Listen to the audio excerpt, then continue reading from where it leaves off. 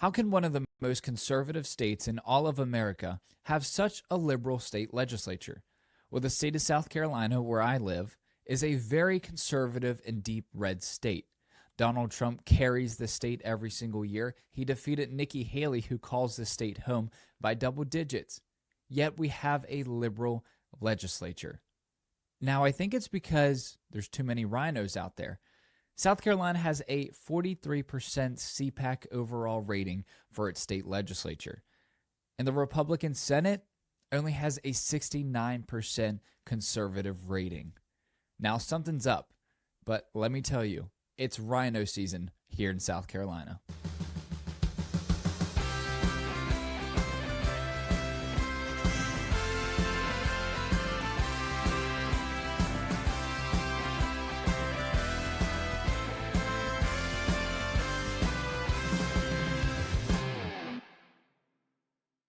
Well, hey everyone, welcome to the Battle Belongs podcast. I'm your host, Coleton Furlow. It's week 5, episode 5 of this podcast. I can't believe how fast it's flown by already. Week 5. We've done this for 5 straight weeks already. That's crazy to me.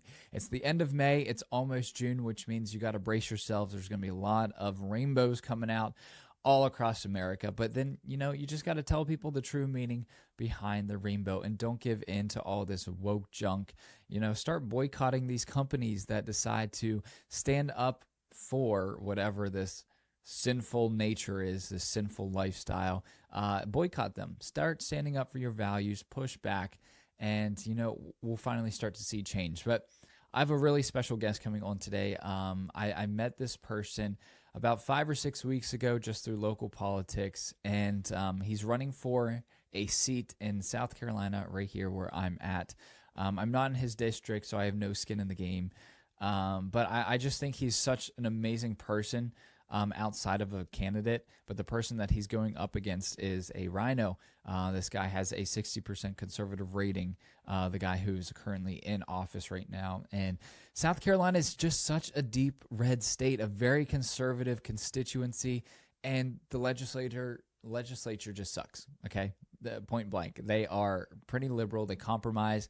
They don't have backbones. They don't stand up for values. They don't stand up for life. When they could have, we had the heartbeat bill, but we could have had a basically all-out ban. And we just have weak, spineless people who won't stand up for life, who call themselves conservative Republicans, and I just don't buy it. I simply do not buy it. But I'm very excited to talk about how South Carolina should just be this stronghold, deep red conservative state, and it's just really not. And we discussed the reasons why we believe it's not. He talks about his story, why he has this love for being a public servant, and why he just wants to help Autry County be a better area, thrive more. We have a lot of infrastructure problems with the roads and everything. So he gets into all that. Just such an amazing family. You'll hear a little bit of how I met them and why they have impacted my life over the past few weeks. And, I just have nothing but amazing things to say about them. So you're going to love that conversation. Also, I think I told y'all I was up in Maryland last week. I was selling candles. You can see one of them here, Orange Man Bad. It's a dreamsicle, orange dreamsicle candle with Trump's hair on it. Very popular, but very successful craft show up there. I got this ring. So y'all know that I collect elephants. There's a few behind me. But I got this ring. This guy makes jewelry out of forks and spoons. Okay? It's crazy. And I was at a craft fair or a craft show selling candles last fall up in Maryland, and this guy was just right across from me, and all these people were just coming up to him and buying stuff and buying forks that are just shaped in different things. I'm like, why are people so obsessed with this? But I think this is the coolest thing ever. I don't know if you can see it, but hold on, can you see it? Maybe the light might be too bright. Okay, well, it's a fork, but it's a ring, and it's an elephant. And I think that's the coolest thing ever. So the only finger it fits is my middle finger, and it looks like that. So, yeah. Had to get that because I collect them. I collect elephants, and I thought, this is once in a lifetime thing. I'm not going to find another fork elephant. So very cool. This weekend, I'm going up to Raleigh, North Carolina for the NCAA baseball regional tournament. My godbrother plays for James Madison University. He's a pitcher there, and they got the bid to go to North Carolina State University, where South Carolina is also going to be there. It's them, South Carolina, Bryant, James Madison, and North Carolina State, all playing in the regional. West Virginia, as you know, I'm a huge fan of. That's my childhood love. They got sent out to Arizona, and then Coastal was sent out to Clemson. And I thought, let's just go up and support family, friends. They're just basically family. So we're going up there. Me and Pops are taking that trip up. It's only about 3.5 hours from here to Raleigh. We're staying the night Friday night and going to the game Saturday as well. But yeah, that's just kind of a little update on my life. Enough about me. Let's talk about how South Carolina should be a Republican conservative stronghold with Mr. Autry Benton. Take a listen. All right, so it's my pleasure to bring in a new friend of mine, Mr. Autry Benton, to the Battle Belongs podcast. Mr. Benton, thanks for joining me. Oh, thank you so much, Coleton, for this opportunity to be on your podcast. I can take this off my bucket list now. That's funny. So I had to give you a little bit of high praise, and I know you've already heard it before, but I need to let the viewers know how I came to know you guys and how much of an impact you guys have had on my life indirectly over the past 4 weeks. So we met kind of briefly at a Republican Women's Club event here in Horry County, South Carolina, about 4 or 5 weeks ago, and it was right before I decided to fully move back to the Grand Strand area, and you were speaking there, and immediately you were one of the people that I just knew would be a great candidate, would be a great representative for the people, and I met your daughter, Eden, and your wife. And then a couple days later, I was just looking for a church around the area, and we all became friends on Facebook. And then I saw that your daughter, Eden, was leading some women's ministry type thing, and she made a Facebook post about it. So I was like, okay, well, this might be a sign that I'll go try this church out. And anytime I go to try a church out, I pray, God, if this is a place for me, let Phil Wickham be played on either the speakers or in the worship. Phil Wickham's my favorite artist. Song or the podcast is Battle Belongs. And when I got in there, I sat down. First of all, I saw pews, which was like childhood memories. I haven't been in a church with pews in a long time. I sat down and 2 Phil Wickham songs played, Battle Belongs played, and then y'all sang my top 2 favorite songs. So I haven't been this happy in such a long time, and I have to give your family a little credit for the social media post getting me to that church. So thank you for that. Well, you're very, very kind, and I appreciate it. Our Christian beliefs and our church, it means so much. It's the core of who we are, and shapes me who I am. And the church has been good to me, and it's been equally great getting to know you, and you're such an awesome person. And so I've just enjoyed our friendship and growing together. So it's been awesome. Yeah, absolutely. And your whole entire family is amazing. When I tell you that you guys are like the cookie cutter family, like the first family, I think of like the Kennedy style without the corruption and the bad policies. Like that's what y'all look like. Okay, so before we get into the politics stuff, just tell me a little bit about yourself, who you are aside from candidate Benton. Yeah, well, I appreciate it. One follow-up to that is that we're far from perfect. We need God's grace every day. And so you don't have a perfect guy sitting in front of you, because, I'm not, but, God's been good to me, and been very blessed, to have, a wife of 26 years, and I've got 4 kids. My wife's Amanda. We met actually high school sweethearts, and she's been a mother and a homemaker, her own choice, very intelligent, could have done a lot of things in life, but that's just what she wanted to do, and that's just who she is as a person. I have a 24-year-old son. I get lost in the ages. Who is I couldn't believe that, first of all. Yeah, we started early, right after high school, after the Marine Corps, got married halfway through. So anyway, 24 years old. He was a youth pastor. He was married, has my first grandson. Actually, today is his birthday, 1 year old. And I have a 22-year-old daughter, Gracie, who is a senior at Coastal that wants to be an attorney. I just told her she had to be a good attorney. She couldn't be a bad attorney.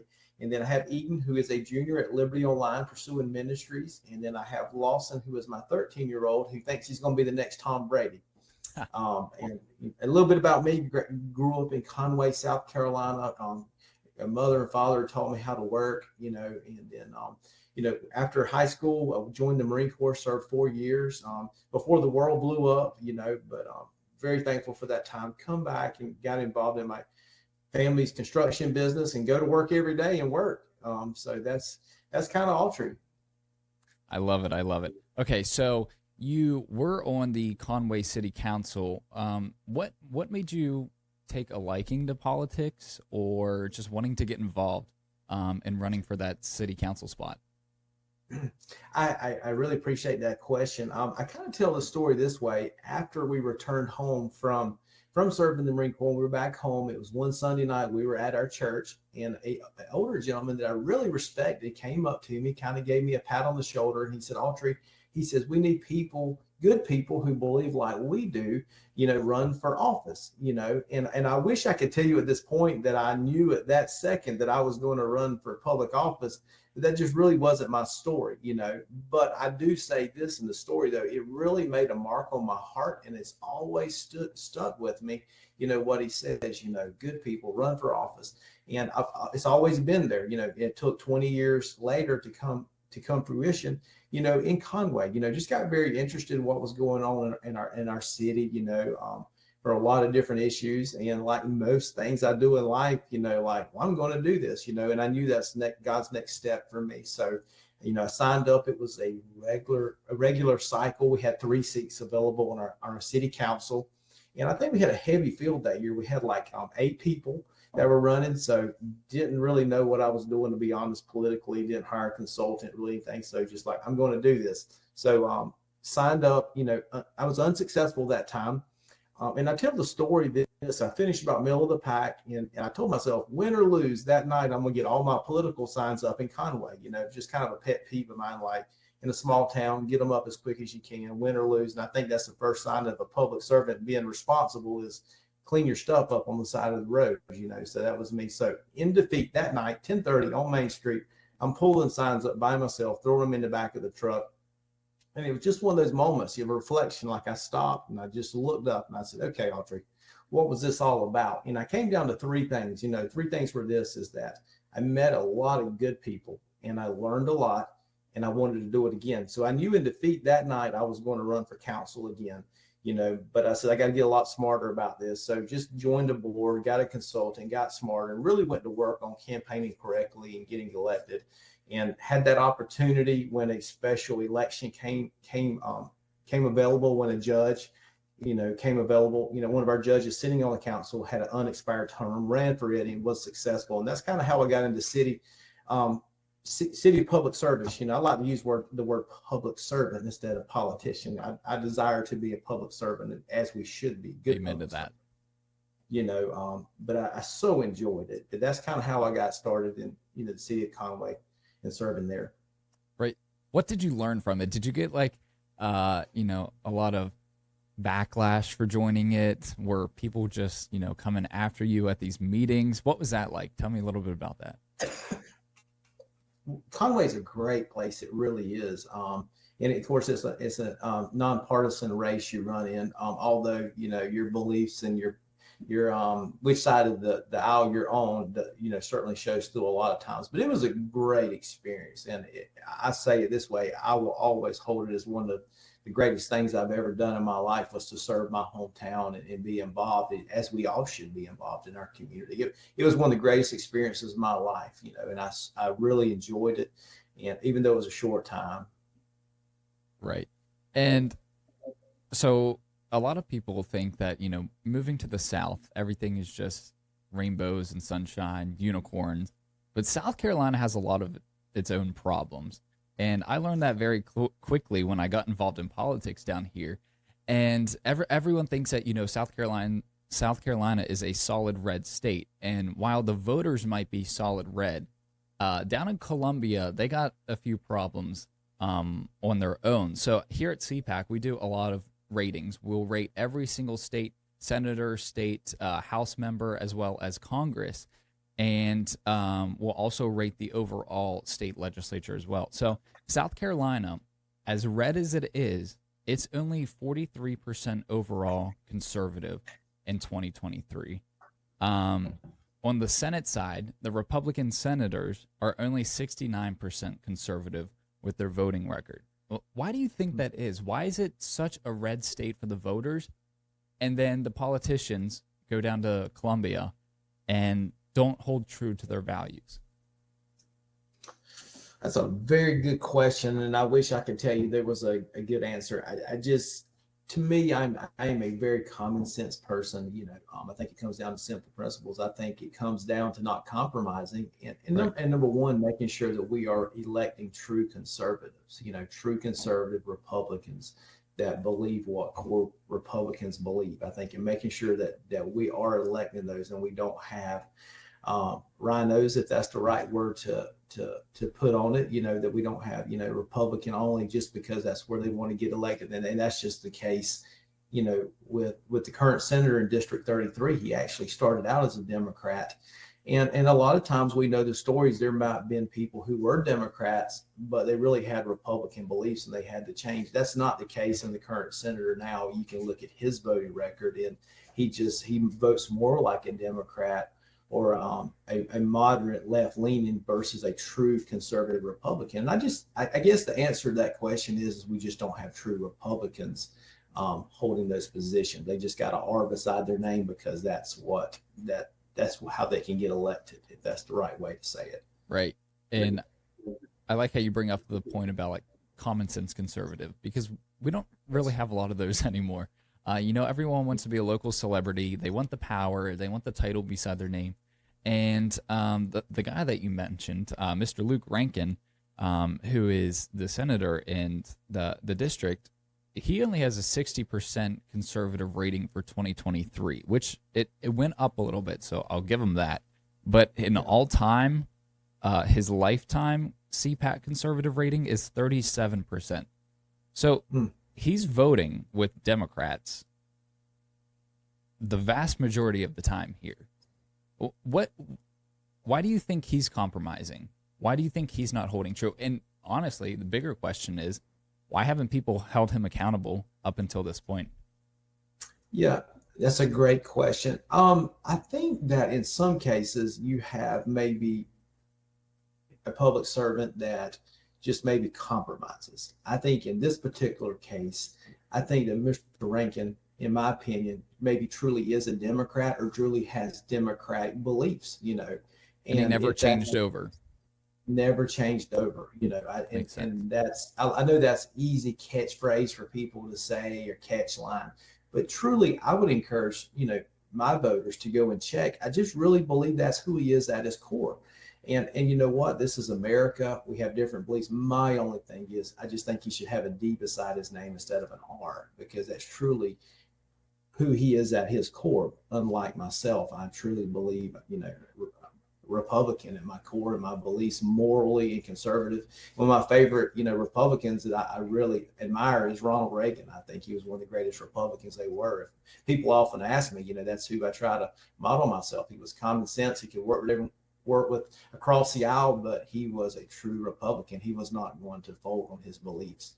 But I think, to answer your question, I just think that's truly who he is. He was a Democrat. He just changed the D to an R because that's what was good for him to get elected. And he's just kind of flew under the radar, if that's the right word to say. No, I think you're 100% right. And so you decided that you're going to run against Luke. Can you tell me why you thought, it's my time, that I believe that I'm the one that can actually put the conservative back in this district? Yeah, I really appreciate that question. And I told you the early story of how I ran for Conway City Council. I wish, Colton, I could tell you at this point that my story is not I ran for Conway City Council to run for, Senate District 33 Senate. But while campaigning and serving, the city of Conway for that short time, I just really saw what the needs were for Horry County, on our local level, state level, which are three things. We need roads and infrastructure. And then also, I believe in judicial reform in the state of South Carolina, and also believe in tort reform. But how that really played out was serving them, those issues became very apparent to me that those were very important in our state. And what propelled it to us in Horry County was our needs for roads and infrastructure. And lots of decisions we had to make, it just became apparent to me that's what we needed, on particular issues. And then when you look at, I have followed Senator Rankin's last two elections. He very almost got beat twice, but just have been following him, didn't vote for him the last two times because he was weak on the heartbeat bill in South Carolina, which protects the unborn, the things of moral issues of the heart that core Republicans and conservatives believe he was just weak on. He did just enough to get by, get down to the ninth hour, really didn't believe in it, but would take a vote just because he knew he had to do it. He is killed. He is the chairman of the Judiciary Committee, and I know a lot of your voters know this. Only Virginia and South Carolina do we appoint our judges by the legislature. Only two states, and Senator Rankin is the chairman of the Judiciary Committee, which he holds a lot of power. Basically, he gets to say who is a judge in the state of South Carolina. That's really good, and our legislature is made up primarily 70% of lawyer legislators that sit on that committee. So what you have is, lawyer legislators that have to vote to say, go through the screening committee, which he is the chairman of. Then once they get them out of the screening committee, then the judiciary votes on it by 70% or a high majority of legislative lawyers will appoint those judges.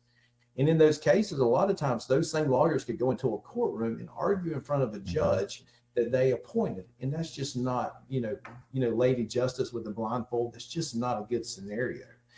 So I believe, any form of judicial reform is better than what we have now. But I believe that the people should be able to vote for their judges. I say it this way. If we're able to make the decision who's going to be the president of the United States, surely we can say who is a good judge or bad judge. And if we get a bad judge in place, we get to vote them out. So I believe in that. Tort reform laws is the other issue that's bad is civil liability laws, that we have such bad civil liability laws in South Carolina, and you got lawyer legislators that profit from those, and we need to change those laws. We had tort reform was killed in South Carolina by, and Senator Rankin didn't vote for it, certainly because he profits from that. But I say it this way, anybody that's injured in South Carolina deserves to be justly compensated, but it needs to be by the person that actually done it instead of the bad civil liability laws we have now. And my third thing was, roads and infrastructure. With as much time as Senator Rankin has been in the state legislature, he's got enough seniority. He could be bringing a lot of dollars to our district, that would really benefit us here, which he just hasn't. He spent his time on what's benefited him, and that's appointing judges. Right. And you bring up how they get to pick the judges. If they have a 69% conservative rating and a 43% overall in Columbia, we know that they're not going to be picking the right conservative, constitutional, who will follow the law type of judges. We're going to get these woke radical people who only care about DEI. That's a whole nother story. Okay, so, we have a booming economy here, right? It's the area is one of the fastest growing areas in the whole United States. Is the tax money, is the money coming in going somewhere else where they're not, paying for the roads to keep up the infrastructure here? Because, like you said, a lot of people are very unhappy with the infrastructure. They're unhappy with the amount of people coming in, but only because there's not infrastructure to facilitate everyone. I lived in D.C. for 2 years, and coming down here, it's almost like the same with the traffic, especially on 501. So why haven't they done anything yet? Well, and I appreciate that question, Colton. I will talk to us in Horry County, the district which I'm running for, that Senator Rankin represents now. I say it this way: Horry County is the largest county this side of the Mississippi, and I would dare say that Horry County sends as much money to Columbia as any county in the state. With our growing population, with the amount of visitors we have every day. We send enough gas tax money to Columbia as anybody. And I say right now, we are a donor county. Basically, we send a good portion of the money to Columbia, but we don't get it back. You know, and it's a little catchy say, I say this way, it's time we get our fair share. I encourage our people in our district to go through this little scenario in their mind. If you go to Columbia, Lexington County, Richland County, you see that road projects are being done there. You know, they actually got an interstate there. If you go to Greenville County, you see there's lots of roads being built there. They got an interstate there. If you go to Columbia, they got an interstate going into there. They have road projects going on. But Autry County sends a tremendous amount of money to Columbia, but we've been left out of that scenario. Just a road that you just talked about, 501. And if you really go through that scenario, but also play it back and say, we've had a senior senator 32 years up there. Why is that the case? And to me, like I told you, I'm very common sense. It's very simple. He has spent his time on the Judiciary Committee appointing judges that benefit legislative lawyers versus really bringing dollars in roads to Autry County. And that's why I'm proposing the change. It's easy for anybody to say, well, I want to run for office. I want to make a change. How do you do it? How are you going to be different, Autry? If Lord willing, if I'm elected to the South Carolina Senate, I can't self-appoint myself to that committee, but I'm going to do everything, Coleton, I possibly can to get the Finance Committee, which I think will help bring dollars to Autry County and help us. I think that we have enough dollars in South Carolina. We just need to look how we're spending them and make sure, you know, it's coming back to Autry County. Right. Yeah, I love it. Okay, so the way that I know that you're like an amazing candidate, especially for this, is I don't know if you know. You're being too kind. What was that? You're being too kind.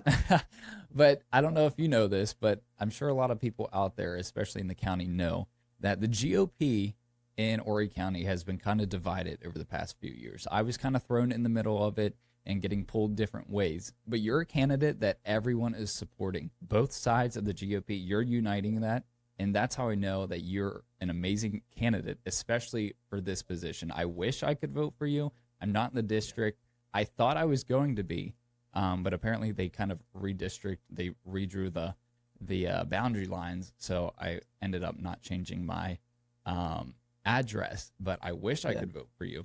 Okay, so before I let you go, this is the Battle Belongs podcast, and it's like a Gen Z focus type thing. And aside from the South Carolina politics and everything, we are seeing a lot of cultural warfare in America.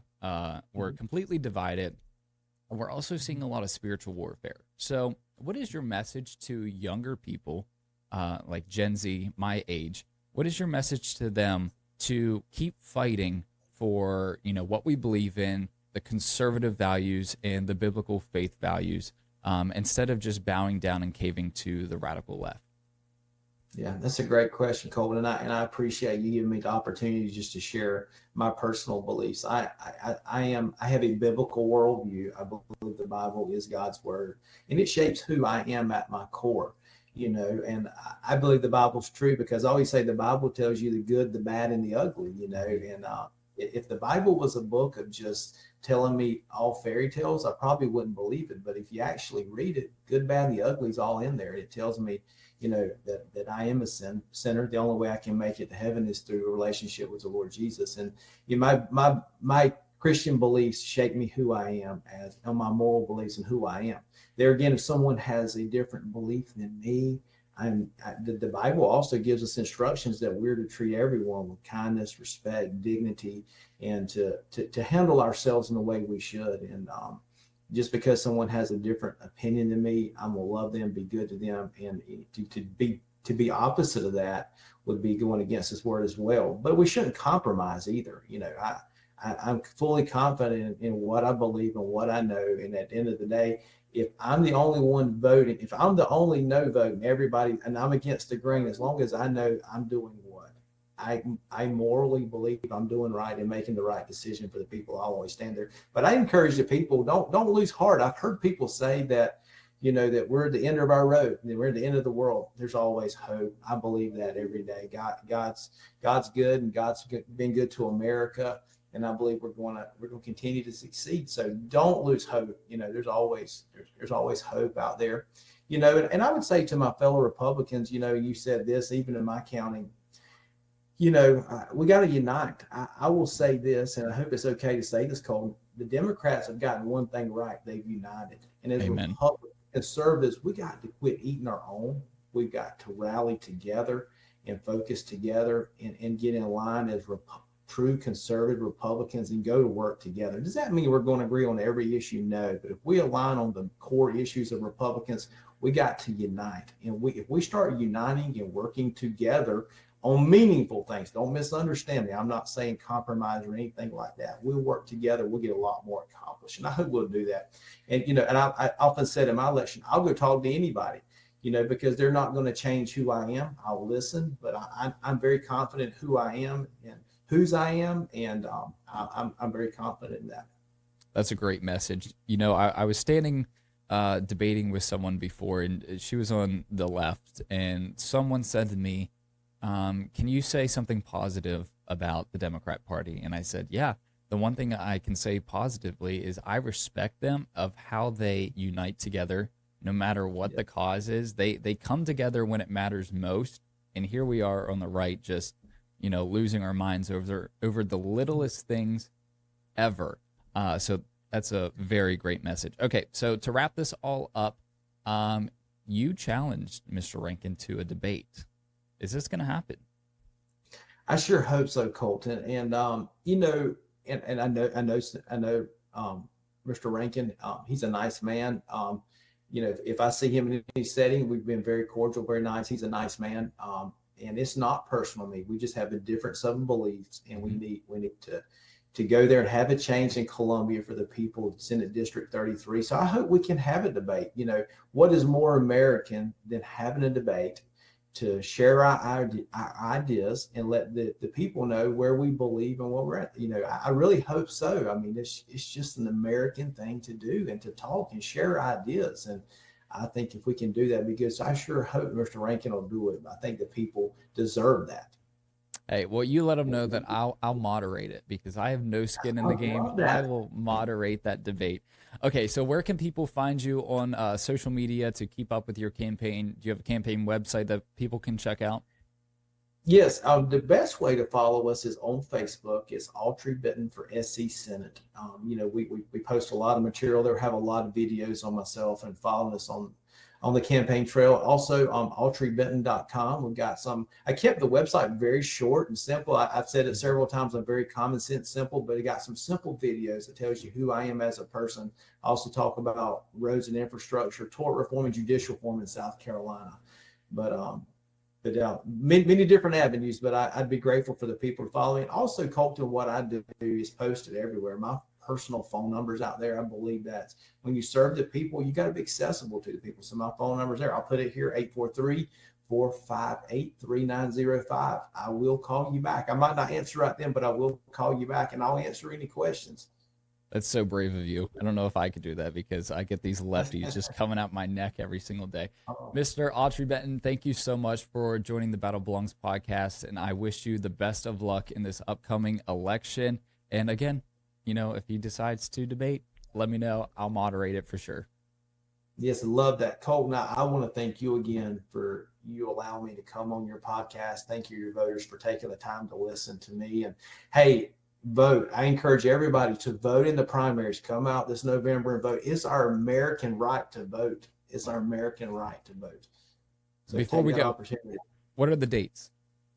Early voting has started. We're in early voting right now, but our primary is June 11th, and I would encourage all the people to come out and vote. June 11th. Autry Benton, Senate District 33. That's the right one to pull. Perfect. I love it. Thank you again for joining. Thank you so much, Colton.